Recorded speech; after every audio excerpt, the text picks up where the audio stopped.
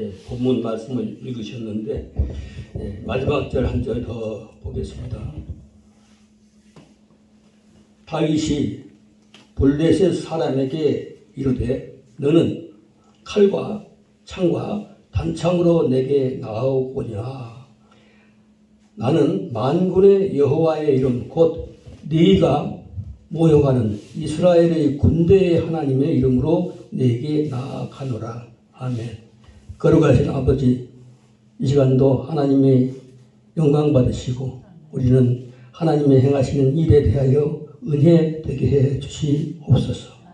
그리스도 예수님의 이름으로 기도하옵나이다. 아멘. 다윗이 어렸을 때요, 형들은 전쟁터에 나가 있거나 여러 가지 사정과 어떤 여건에 따라서 혼자 양치기를 하는 경우가 많았어요. 그래서 다윗이 왜 혼자 외롭게 양치기하고 양치기를 하실 때 일반 전쟁 시간이 아닐 때도 보면 형들은 같이 모여서 하는데 왜 다윗은 홀로 세우셔서 양치기를 했을까 그런 생각을 하는 분들이 많았어요. 그래서 자기 나름대로 학설이 있고 근데 성경이 없는 걸 학설을 만드는 필요는 없어요. 그러나 어쨌든 간에 하나님께서 다윗을 외롭게 혼자 양치기를 하도록 많이 두었단 말이죠. 그러니까 양치기를 하면 상당히 위험 요소가 따르는 거죠. 어쩔 때는 늑대가 덤비기도 하고, 어쩔 때는 뭐죠? 제일 무서운 건 뭐 덤볐죠? 뭐도 찢었다고 그랬죠? 사자도 찢었다고 그랬단 말이에요. 그러니까 맹수도 만날 수도 있고. 근데 그런 위험한 상황 속에서 다윗을 왜 홀로 그렇게 두셨을까라고 하는 것을 생각을 하고 또 그래서 아주 재밌는 얘기들도 많이 하고. 근데 우리는 사람이 만드는 얘기보다는 오늘 있는 얘기 그대로 하면 좋습니다.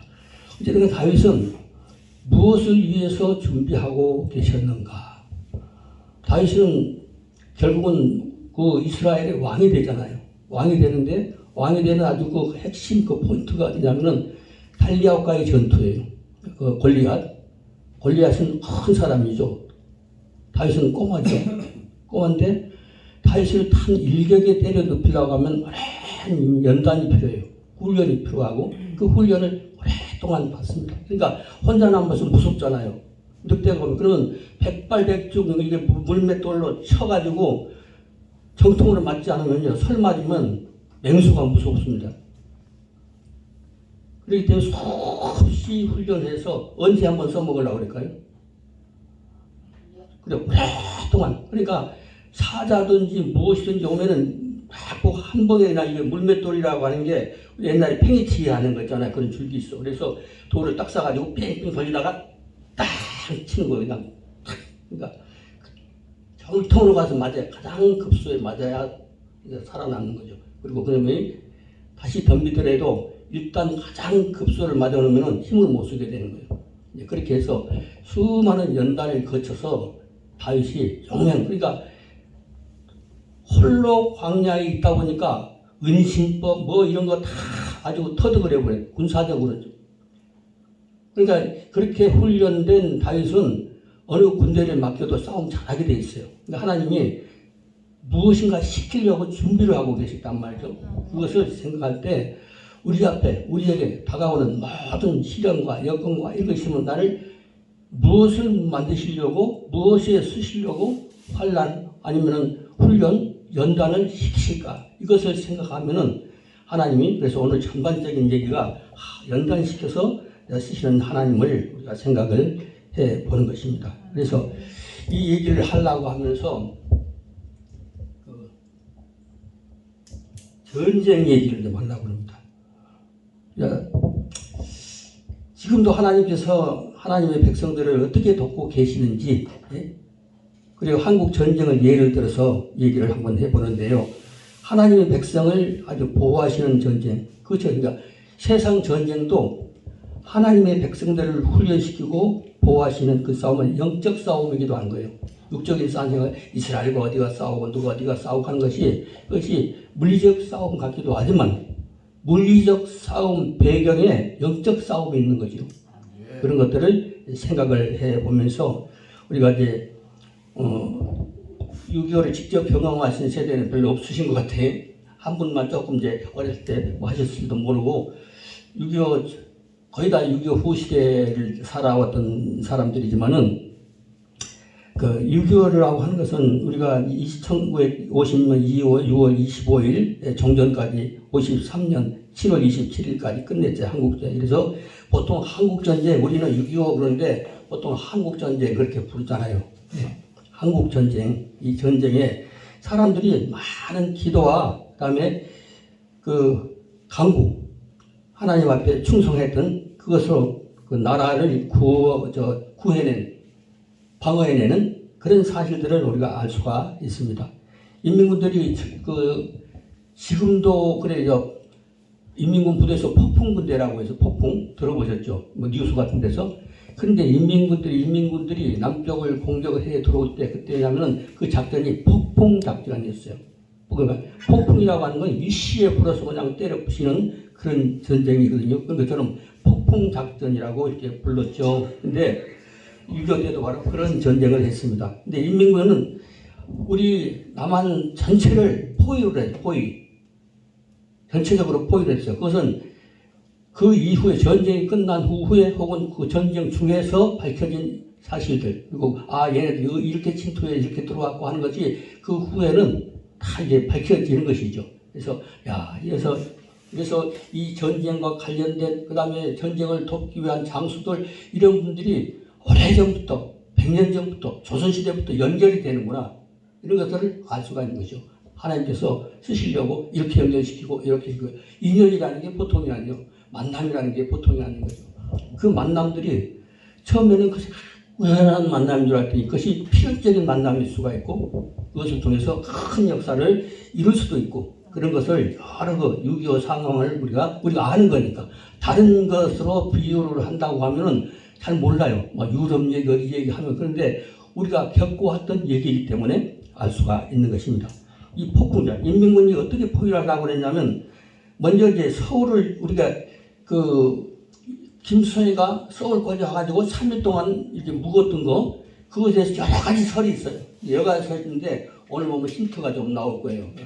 그래서 그랬구나. 그래서 우리가 그들에게 완전히 점령당하지 않았구나 하는 것을 알 수가 있는 것이죠. 그래서 김일성이 대한민국을 일시에 아주 단기적으로 점령하려고 하는 폭풍작전이었어요. 폭풍작전. 한숨에 먹어치우려고 했던 것입니다. 그러니까 그것을 자세히 우리가 그 진상을 알고 보면은 참 소름이 돋는다고 그러죠. 소름이 생기는 그런 일들이 많아요. 동시다발전쟁이가. 드러난 그 전쟁 계획만 보더라도 누가 상륙했어요? 상륙한테? 딱 100% 나오는 말이 있어요. 상륙군 대장이 누구죠? 내가 얘기할게요. 정답은 안 나오니까. 상륙은 북한군이 속초로 상륙한 게 있어요.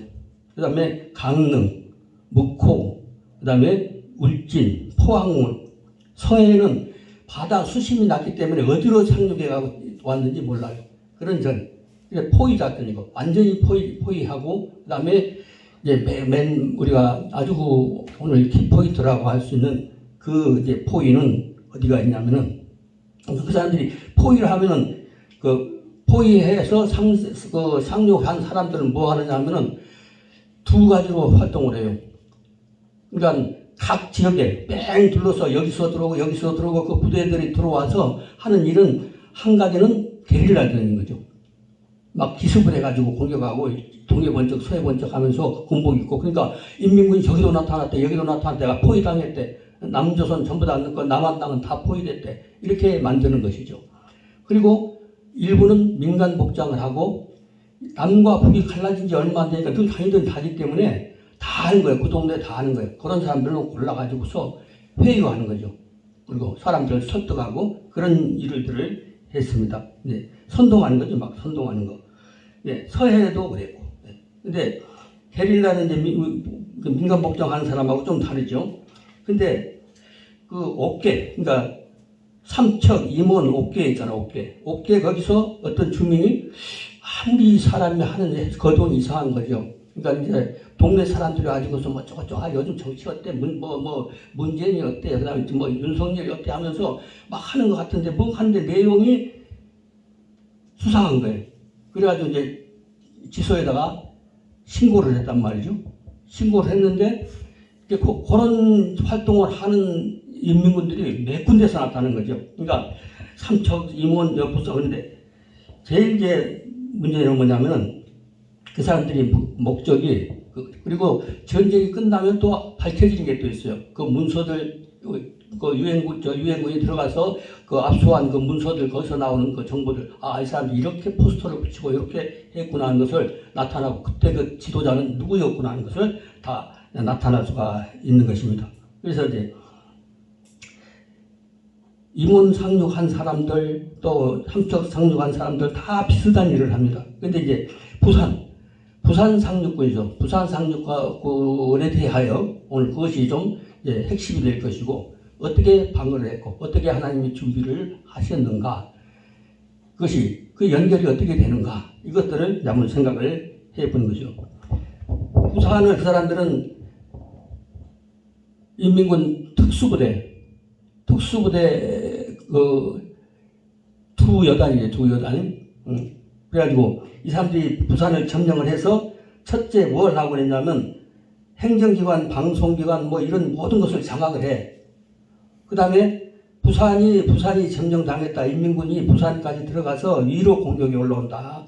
위로부터 밑에서부터 올라온다는 홍보를 한 거예요. 방송으로. 그러면 북에서도 오기도 그 다음에 삼척에서 들어온다. 그러니까 이게 막 사방에서 인민군들이 조여오는구나. 그러면 국군이 그 사람들 국방군이 뭐예요? 마음이 쫄아버린 거예요. 그리고 피난민들은 부산으로 가려고 했던 피난민들이 부산으로 이미 상륙해가지고 거기다 기뢰를 다 깔아놔요. 기뢰라는 거는 지뢰하고 다른 것이 상륙군 외국 군대가 들어오면 폭발하도록 이제 그것을 2,000개를 이제 외설하게 준비해갖고 온 것이죠. 그러니까 근데 그런 배들이 주로 왔습니다. 그러니까 부산 상륙군은 그러니까 어두운 아주 시간인데 검은색으로 도색을 했어요. 선박을. 그 인민군들이 기뢰 2,000개 배치하고 지원군 그러니까 그렇게 하면은 우리 남한 땅을 지키기 위해서 도와주기 위해서 오는 모든 유엔군이라든지 지원군이 올 수가 없는 거죠.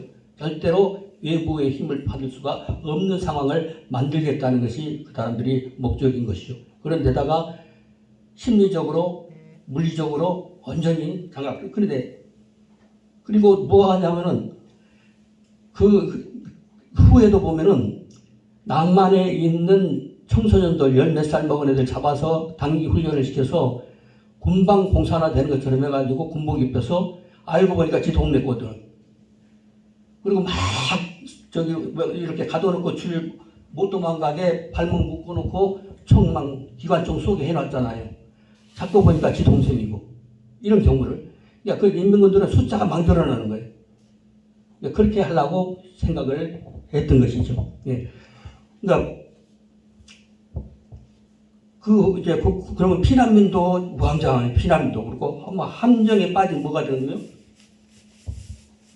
짐승 같은 거예요. 함정에 빠진 아무리 맹수라고 해도 함정에 빠뜨려 놓으면 아무것도 할 수가 없는 것처럼 만약에 그 일이 좌절되지 않았다고 하면은 그러면 우리는 무슨 빼는 재주가 없는 거예요.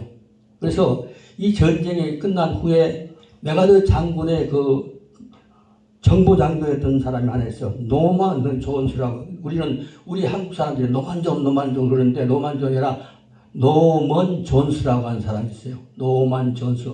그 사람이 이제 그냥 정보장교니까 그러니까 요즘 무슨 우리나라도 지금도 많잖아요. 군인들 중에서도 특무대 무슨 대 방첩대 이런 식으로 정보장교란 말이죠. 그 사람이 저서를 썼어요. 그래서 대한해협의 해전의 승패가 유엔군 참전이나 전쟁 물자나 대한민국을 방어하는데 결정적인 해전이었다. 해전이 있었구나. 해전. 그래서 첫 전투인데 첫 해전입니다. 해전이라는 거는 해군끼리 싸우는 거잖아요. 근데 그 해전 얘기를 한 거죠. 그것이 없었다고 하면 그러니까 부산을 점령하려고 인민군을 때려 부시는 사건이 없었다고 하면은 그건 빼는 저주가 없는 거죠. 뭐 우리나라 용 빼는 재주가 없다고 그게 무슨 뜻인지 몰라도 어쨌든 간에 대책이 없는 그런 이제 상황을 만들어내려고 했던 것입니다. 그래가지고 이제 만일 게리라가 그 상륙선을 발견하지 못했다. 그럼 완전 결과는 불행하죠. 불행한 것이요. 완전히 공산화되고 그 꼬마들 다 잡아다가 인민군처럼 만들어가지고 총 쏘게 하고 도망가고 지네는 도망가고 넌 여기서 끝까지 너는 저 사람들 저 국방군들 다 죽여야 된다고. 그러니까 저쪽에서 총 쏘지 자기 안 죽으려니까 총 쏘지. 그러니까 가서 술탄을 딱 대보니까 지네 사촌 동생이지. 이런 경우들이 많단 말이에요. 인민군들은 그러니까 숫자가 막 늘어나겠어요. 부산이 점령했다. 부산 점령한 그 군대가 계속 불려나가는 거죠. 청소년 그리고 좌파가 된 사람들이 있어요 또. 그러니까 걔네들은 인민군 그대로 입대시키고 아직까지 계속 그 인민군에 포섭되지 않을 것 같은 사람은 아까 그런 식으로 발목 묶어가지고 싸우다 죽으라고 이렇게 해놓은 것입니다. 네. 그러니까 동해도 그렇고 서해도 그렇고 분위기가 전체로 부산도 점령당했다지 혼란에 빠지고 그러니까 인민군이 얼만큼 들어와 있는지 몰라요. 그러니까 부산 점령하려고 하는 군대는 인민군 특수부대 600명이었지만은 아니 600명이 그런 식으로 계속 배속하려면 국군들은 모르는 거예요. 그러니까 언제 부산까지 점령을 했나가 어디로 점령했는지 알 수가 없는 것이죠. 그리고 계속 불려나가니까 포로 잡혀가지고 설득되는 사람은 인민군 복 입혀가지고 전선에 보내버리니까 그러니까 인민군 숫자가 엄청 많은 거예요. 여기저기 보초 세우는 것도 가짜요. 왜냐하면 포로 잡아가지고 조금 교육받으니까 그쪽에 오른 것 같거든. 그럼 그 사람들 시키는 대로 보초 서 있고 쏘고 그렇게 하는 거예요. 그러니까 여기는 주동자가 10명이라도 100명 만들고 1000명 만들 수가 있는 것이죠. 그런 식으로 인민군 전술이 그랬습니다. 그래서 1군단급인지 4단급인지 숫자를 알지 못하니까. 그래서 부산 상륙 그 인민군들은 이제 그러니까 아까 말한 것처럼 좌익 사상이 물들어 있다든지 거기에 이제 동조하는 사람들 그리고 미리 남쪽에서 어디 누구 어디 가면 누구 이제 그 김일성 원수님을 좋아한다 이런 사람들 정보가 있단 말이에요. 그 사람들을 사용해서 계속 이렇게 하려고 하는 거죠. 그러니까 보통 국군들은 전부 다 인민군이 대규모로 그냥 이렇게 했다. 근데 피난민 부산으로 피난을 가려고 했던 사람이 어떻게 하겠어요? 갑자기 그쪽에 점령에 올라온다는데 꼼짝 못해. 그러니까 여기서 우왕좌왕 저기서 주왕좌왕. 군대에서 보면 전쟁 때는 아군이나 적군이나 이렇게 점령을 했다가 후퇴할 때는요 쏴 죽여버려요.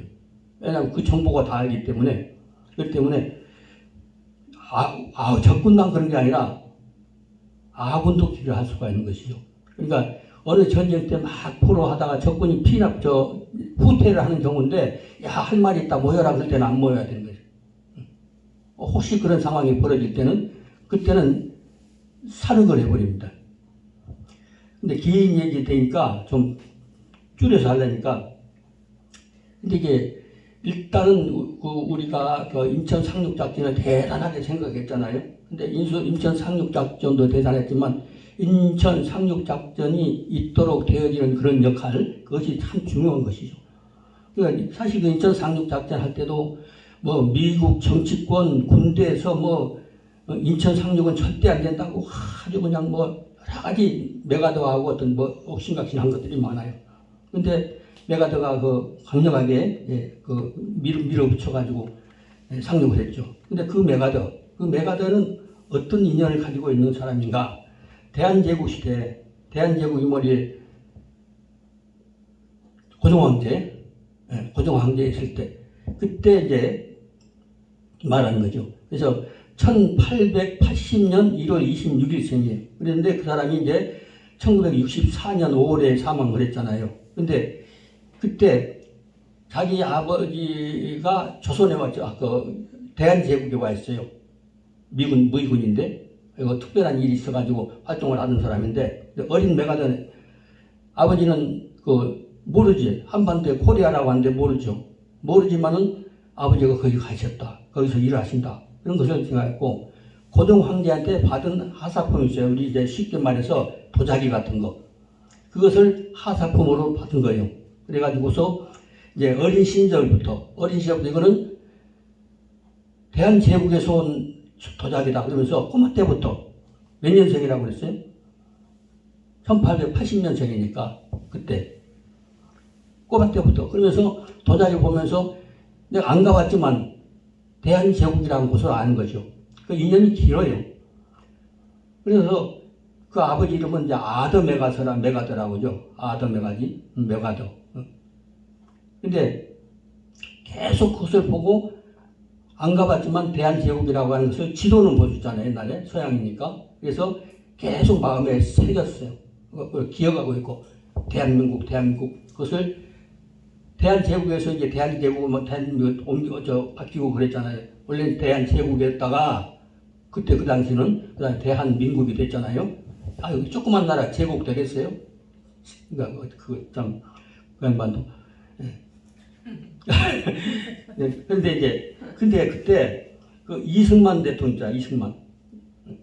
이승만을 알았어요. 이승만가 5살인가 더 먹었고 그런데 이승만은 원래 이제 우리나라에서 사형수였잖아요. 원래 왕족이었는데 사형수는 뭐냐면 체제 그러니까 저 발전된 서양 나라들은 그리고 좀 세련된 나라들은 전부 다 선거에서 사람들이 뽑아서 대장을 세우는데 여기는 지가 장애인으로 태어나든 뭐로 태어나든지 그 혈통으로 이렇게 이어가는 왕족 이거에서 이제 거부하는 운동이 있었는데 거기에 가담해서 가지고 잡힌 사람들은 다 이렇게 해가지고 이제 사형 당하게 돼 있어요. 근데 그때 그 사형수로 감옥 생활할 때 선교사 만나가지고 예수 믿고 이제 그렇게 되는 이제 기독교 교육을 막 받고 그랬습니다. 머리가 엄청 좋으신 분이요. 그래가지고 근데 이제 말이 길어지니까 근데 이승만과 친해졌냐면은 종교가 같고 같이 하나님을 믿는 사람이고 또 생각하는 방법이 그리고 또 사이즈가 크고 그래서 참 좋아했어요. 근데 이승만이 또 미국에 많이 알려진 그 사건이 있어요. 그 사건이라고 하는 것보다도 이승만이가 그 국제정세라든지 한반도와 관련해 있어서 많은 사람들에게 영향력을 끼치고 그랬는데 뭘 예언을 했냐면은 일본은 미국을 공격할 것이다. 미국을 침략할 것이다. 그러니까 사람들이 무슨 그때는 친일자들이 많았어요. 서양에도 일본을 좋아하고 일본과 그 관계에서 유의한 면이 많고 뭐 해가지고 그렇기 때문에 그것을 코웃음 치는 사람도 있고 어떤 사람은 신중하게 받아들이는 사람도 있어요. 그 책 이름이 우리나라 말로 번역한 것은 일본 내막기 그랬어요. 그 말은 그 내용 중에서 뭐냐면 그것이 일본이 미국을 공습한다. 그런 내용을 보고 어떤 사람들은 신임하고 어떤 사람들은 비웃고 그래요. 근데 이제 메가더 같은 경우는 상당히 긍정을 한 거예요. 왜 그 논리가 맞다. 그럴 수가 있다. 그래서 메가더하고 이승만 대통령 되기 청년 때부터 오랫동안 인연이라는 거예요. 사람이 인연이라는 게 그 인연이 어떻게 끝날지 모르는 거예요.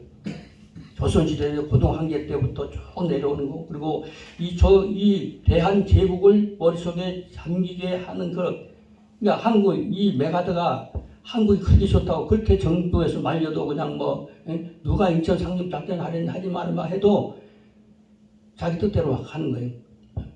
하도 말 안 들으니까 잘렸지 중간에. 그렇지만은 우리나라를 구하는 데 필요한 역할은 다 하고 됐습니다. 그래서 이승만과 관계되는 이런 모든 것들. 그러니까 그 조선 내막기에 일본 내막기에 바로 일본이 미국을 점령한다는 그런 이제 내용. 그래서 많은 사람들이 그분이 누구지 메가더하고 5년 차라면 그야말로 1875년생이니까. 그다음에 3월 26생.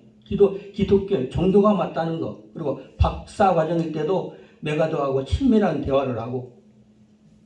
왜냐하면 아버지 때부터 조그마 때부터 대한제국을 알았고 대한제국이 대한민국 된 것도 알고 일본에게 가는 과정도 다 본 거야. 그러니까 일본 왕에게 항복받을 때도 누가 갔어요? 많이 데려가지고 자기 행정 몇 사람 실권자들 실제로 일하는 사람만 데려와서 배에서 항복받은 천황을 항복시켰잖아요. 그러니까 일본에서 천황을 항복시킨 그 권위는 그러니까 인천 상륙작전 할 때도 만약에 우리가 일본군 출신을 상륙작전에 만약에 한다면 이승만 대통령이 어떻게 했겠어요? 거부하죠. 우리가 죽으면 망하면 망하지 일본 도움을 안 받는다고 그랬을 거 아니에요. 근데 사실은 그런 모든 것들이 승전한 나라니까. 제일 이제 아까 얘기한 것처럼 놀라게 한 것은 바로 일본 내막에 있는 그거. 근데 이 책을 보고 우리 어렸을 때 좀 본 거 대지라는 거 있죠. 펄벅 여사가 쓴 거. 보기만 하고 소리만 들었기도 하고. 근데 우리 읽어봤는데 내용은 잘 기억은 안 나요. 1938년에 쓴 대지. 그 저자 퍼벌. 그 사람도 이승만의 책을 보고 이거 무서운 책이라고 놀랐어요. 그때 당시는요. TV가 그렇게 말되고 연속극이 있고 뭐 이렇게 뉴스가 많이 그런 시대가 아니기 때문에 책 한 권이면은 그리고 책이 막 다양한 책들이 나와 있는 시대 아니에요. 그러니까 한번 유명한 책 한 권 나오면 사람 보는. 그리고 근데 이승만 대통령은 청년은 책을 써가지고 각 기관에 다 보낸 거예요. 그 언론이라든지 아니면은 어떤 입계나 벌리는 사람들 이런 사람들에게 책을 다 택배가 아니라 뭐죠? 소포로 그러니까 이승만이 돈 쓴다. 좌파들은 항상 좌파들이 이승만 욕하면서 돈 썼다고 하는 사람들 있잖아요. 돈만 좋아한다고. 돈은 그 사람 자기를 위해서 쓰는 건 아니잖아요. 지금도 막 그렇게 말 딱 나오는 거 보면 좌파 교육 받았구나. 좌파 어떤 식으로 받았구나 하는 것을 알 수가 있는 거죠. 이승만이 그래서 모든 사람들 책을 엄청 많은 사람들이 책을 읽었어요. 근데 그 책이 비유를 받다 이제 비웃음을 많이 받았죠. 근데 그러니까 여러 가지 반응이 있어요. 근데 그때 이제 한 4개월이 지났죠. 4개월인데 1941년 12월 7일 미국 사람들은 주일날이면 뭐죠? 일요일날이면 많이 돌아다니다 이제 많이 야외 나가기도 하고 사회생활 안 하고 교회 나간 사람 교회 나가고 그러니까 일본군이 주일날을 택한 거죠. 주일날을 택해가지고 진주막 맹폭거라는 거죠. 그냥 뭐 어마어마하게 공습을 해버린 거죠. 진주만에 있는 모든 미국의 그 함선들 다 박살나고 그랬습니다. 그러니까 이승만의 예언이 급부상한 거죠. 전번에 읽었던 이승만이 진짜네. 방금 머지않아서 공습한다. 이승만 대통령 거포는 해안이 있는 거죠. 이승만 대통령은 아니었죠. 그때 당시는. 그래 일본군이 진주만 폭격하고 미국 사람들에게 알려지고 그런 상황. 근데 그러면 그런 것을 보고 메가드하고 친밀은 더 깊어질까요? 얕아질까요? 그렇지 않아도 이승만과 교류가 있고 여러 가지 관계가 있고 그런데 메가드가 엄청 그러니까 메가드가 대한민국을 구하고 싶은 욕망이 강했어요. 그러니까 어떻게 해서라도 북진 통일에서 잘리지만 않았으면 북진 통일을 어떻게 하려고 그랬어요. 근데 그것이 그러니까 일본 천황에게 황복을 받았다는 건 일본군 출신이니까 그 일본 황제 왕보다 이제 더 권위가 있는 상황이 돼버렸잖아요. 그러니까 일본 천황의 권위로 하는 것이죠. 그래서 그 인천 상륙 작전 할 때도 보면은 일본군 해군 그 특수부대 어떤 특수부대냐면은 한반도의 바다 깊이 높이 이렇게 그 모든 것을 다 꿰고 있는 군인들이 있는 거죠. 만약에 우리 바다를 모르면 인천 상륙 작전 못해요. 어디가 부딪히는 데인지 깊은 데인지 낮은지 몰라. 근데 일본군 해군들 그 사람들이 무슨 말이야 전쟁에 패해가지고 옷은 벗었지만은 근데 그 사람들은 앞잡이로 쓴 거예요. 일본군이 참여를 한 거죠. 근데 이승만은 모르게 해야 돼. 이승만 하면 일본은 우리가 망하면 망할지 일본 사람들은 도움 받지 않겠다. 이런 시대에 그런 보통 사람도 그래. 일본 놈한테 도움 받아. 그런데 전쟁이라는 게 그거 아닌 거죠. 적을 필요로 할 때도 있고 그런 것입니다. 그러니까 반일 감정이 엄청 강했거든요. 근데 어떻게 인민군의 부산 상륙하는 선단 그것을 이제 선멸을 시켰을까? 그것을 한번 이제 생각해 보는 거죠. 이것은 이제 옛날에 해방되기 전에 앞으로 우리는 해방될 것이다라고 예측을 하고 준비한 분들이 계셨어요. 그분들이 이제 남자분은 이제 손원일 제독이라고 그 양반이 옛날에 국방부 장관도 한번 했을 거예요. 그리고 그 사모 그 부인은 홍은혜 권사님. 그분들도 아주 기도를 많이 하고 조국을 위해서 준비를 많이 하는 사람들이었어요. 그러니까 그 사람들이 완전히 우리가 이제 해방이 돼서 남과 북이 갈랐는데 반드시 조만간에 전쟁이 일어난다. 전쟁이 일어나면은 해군이 필요하다. 그래서 해군을 키워야 되는데 해군도 창설하고 해병대도 창설하고 이렇게 했어요. 그래가지고서 해군에 무장을 해야 되는데 군함이 있어야 된다. 근데 우리는 뭐 했어? 해봐야 뭐 조각배밖에 없는 것이지. 그런데 싹바느질 해가지고 그다음에 허드렛 그다음에 또 각종 고철이고 뭐고 이런 거 많이 팔고 그 해군 부대 부인들 그리고 해군들이 받는 월급들 떼고 월급도 자기 스스로 자발적으로 떼고 그냥 모아가지고 15,000불인가 만들고 그리고 대통령 그때 당시에 이제 이승만 대통령에게 이제 우리가 이렇게 해서 함선을 하나 해군에 배가 하나 있어야 되지 않습니까? 이거 살라고 그런다. 이런 고철이라도 사다가 고쳐야 되겠다고 그렇게 하면서 이제 그러니까 이승만 대통령이 뭐 45,000불인가 그렇게 더 이제 보태준 거예요. 그거 가지고 가서 미국에서 함선을 삽니다. 근데 함선 이제 해봐야 우리는 사가지가 사갖고 올 때 이제 하와이 같은데 우리 대한민국이 군함을 하나 샀다. 그러니까는 엄청난 군함으로 생각하지 무슨 항공막 그렇게 생각한 거예요. 그러니까 보니까는 두 가지로 하나는 엄청난 그 밴 줄 알았더니 해봐야 조그만 다 나오거든. 그러니까 이제 그렇게 하기도 하고 그거라도 우리가 군대의 힘을 가졌다고 한 것 때문에 울고 그런 이제 상황을 이제 벌였죠. 근데 이제 일본 강점기 지나고 이제 그 손을 권사님하고 이분들이 그 사온 배 중에서 하나가 뭐냐면 백두산함, 한라산함, 그다음에 삼각산함 산들의 이름으로 그 함선의 이름을 다 지었어요. 근데 이제 그 해방된 다음에 남과 북이 이렇게 대치한 상태가 있으니까 반드시 조만간에 전쟁이 온다는 것을 하고 문화위원회가 많은 준비를 한 것입니다. 근데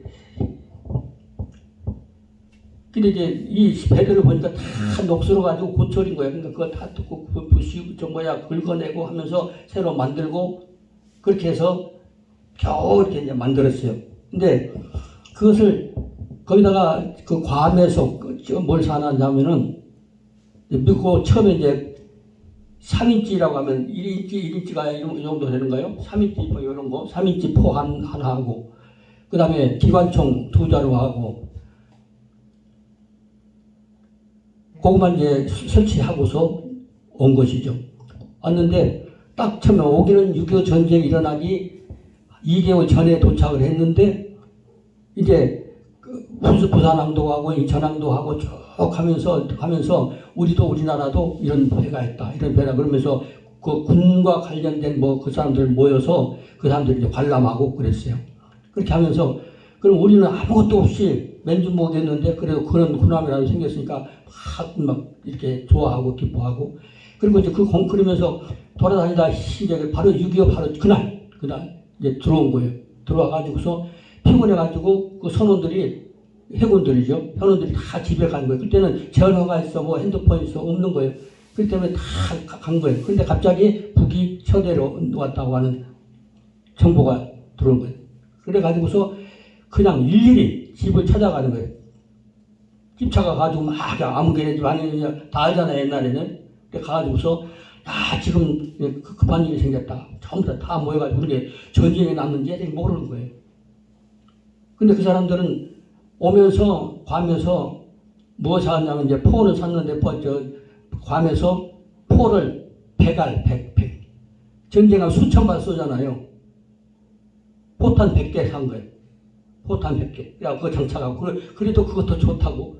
그래가지고 돌아와서 이제 피곤해가고 못 당했는데 전쟁이 일어난 것 같다고. 그러니까 그런데 지금 묵호가 지금 묵호에 지금 싸움이 벌어질 것 같다. 그냥 빨리 가서 묵호에 가서 그거 때려보셔라. 일단 있는 거라도 쏘아서 인민군들을 부셔버려야 된다. 그래서 묵호로 가는 거예요. 묵호로 가는데 어두컴컴할 때 근데 가고 있는데 저쪽에서 뭐가 보이는 거예요. 어떤 사람이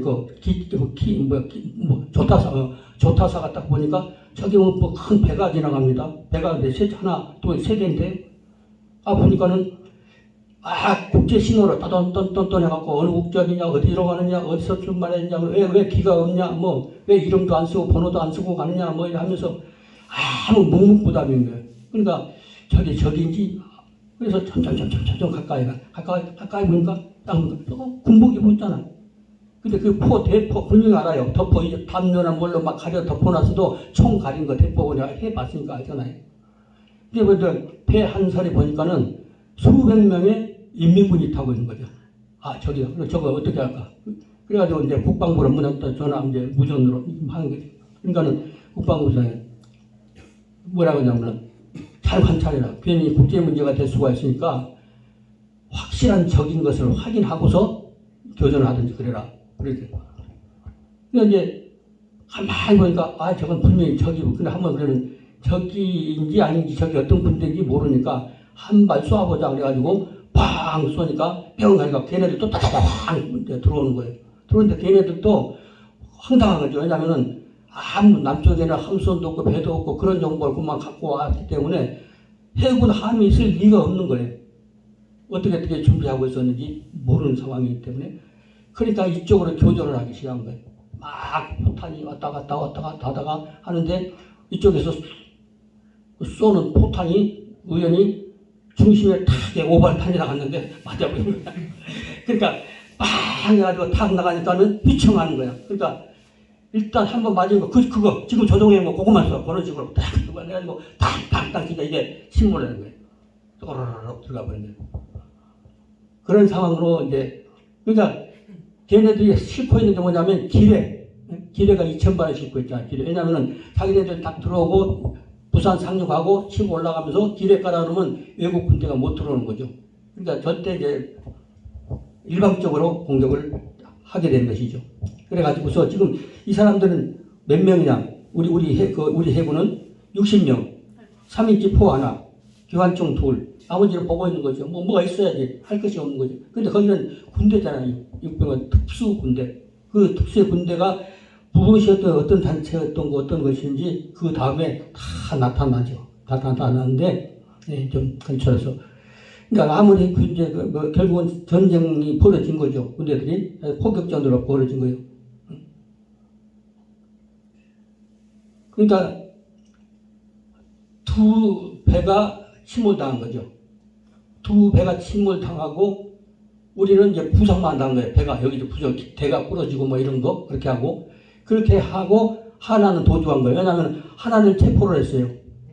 그러니까 왜 이 정보, 그 숫자, 그 사람들의 임무 이것들을 어떻게 알아내겠어요?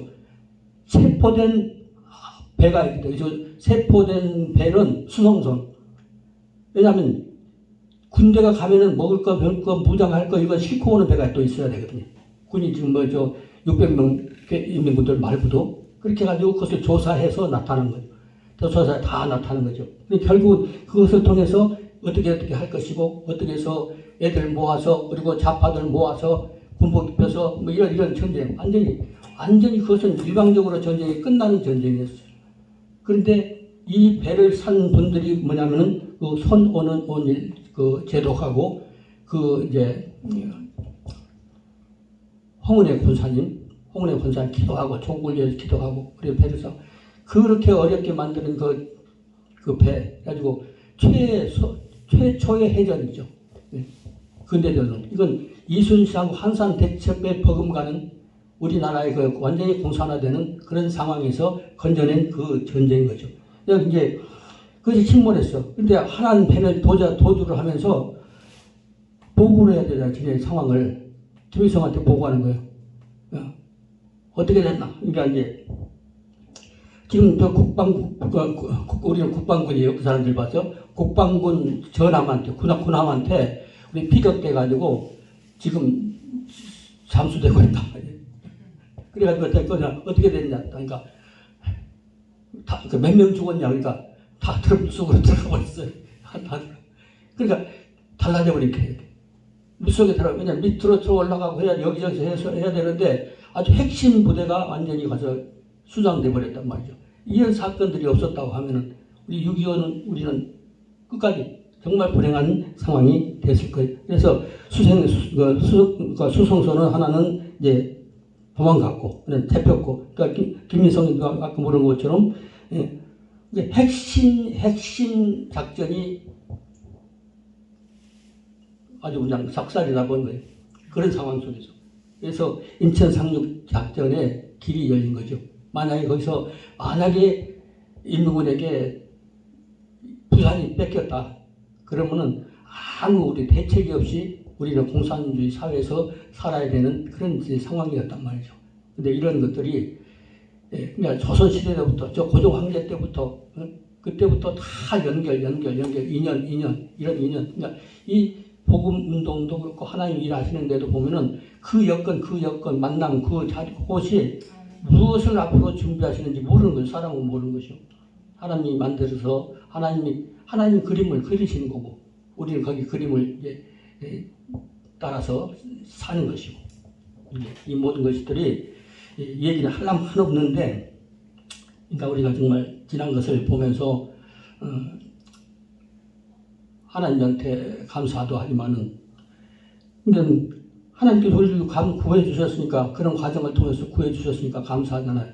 그리고 또 잊어버리지 말아야 될 거는 또 그 홍은혜 권사님이라든지 손원일 제동님이라든지 그 양반들이 그 함선을 조급한 마음으로 이게 반드시 쓸 것이야. 금방 전쟁이 일어날 것이야. 그래서 그 함선을 이거 무슨 함? 백두산함.